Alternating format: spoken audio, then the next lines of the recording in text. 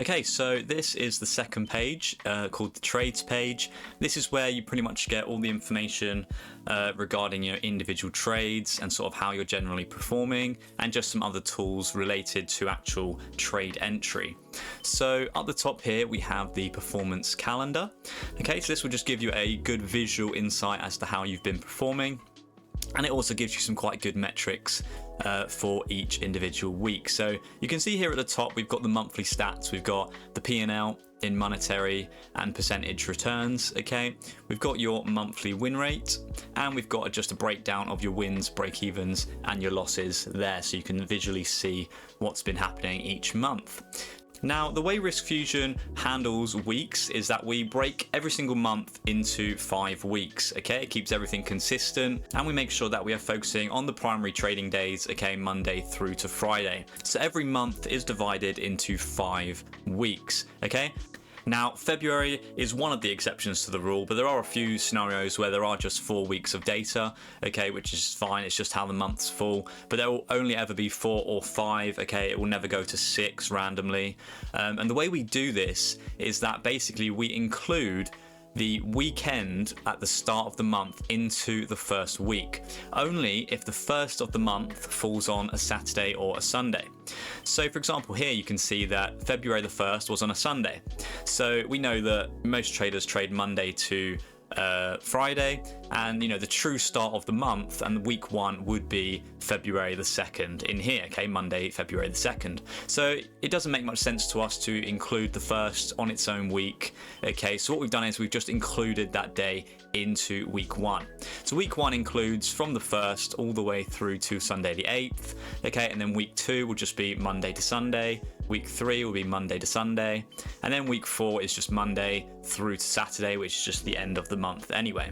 Okay, and that is just how we always break it down into 5 weeks. So if we go through here, you can see this one is just broken down into 5 weeks.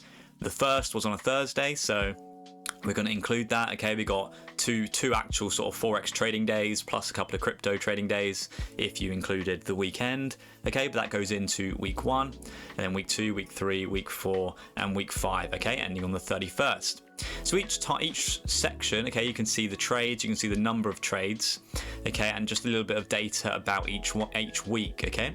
So you can see the win rate, okay, for that potential week, the profit, okay, in both monetary values and also percentage. So it gives you quite a good insight, okay, and of course you can just send this back as far as you want and just look through, okay, August, you can see the trading data in here and how you're performing, etc, etc. Okay, you can look up a particular month, okay, you just simply go in here and you type whatever month you want, or you can just click this double arrows and it just sends you back to the current day. Okay, we have a little blue dot on the live day, so you know which day we're actually on right now, and yeah, it just shows you all of the information in there. Now, if you did want a little bit more of a refinement and you want to look at these trades in detail, we can simply come down to the trade history. Now, the trade history section has obviously all the trades in a big long list.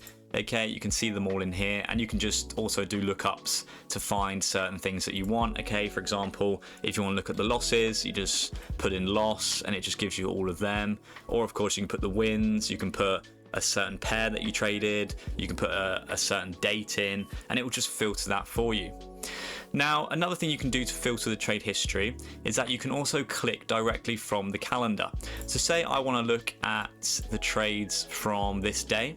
Okay, say there was multiple trades on August the 27th. I simply click on August the 27th and then it will filter directly to that day. Okay, so if there were multiple trades on this day, I would see them all here, and then I can, you know, do my analysis, figure out what happened on that day, and get an understanding as to what I was actually trading. So that's just a quick way to filter if you want to see a particular day, and then you just click the cross and it will just reset to the current time like that. So diving into now a little bit more of the trading analytics side, okay, when you click on each trade entry, what it will show you is of course the symbol, the risk model that you used on that trade, the time.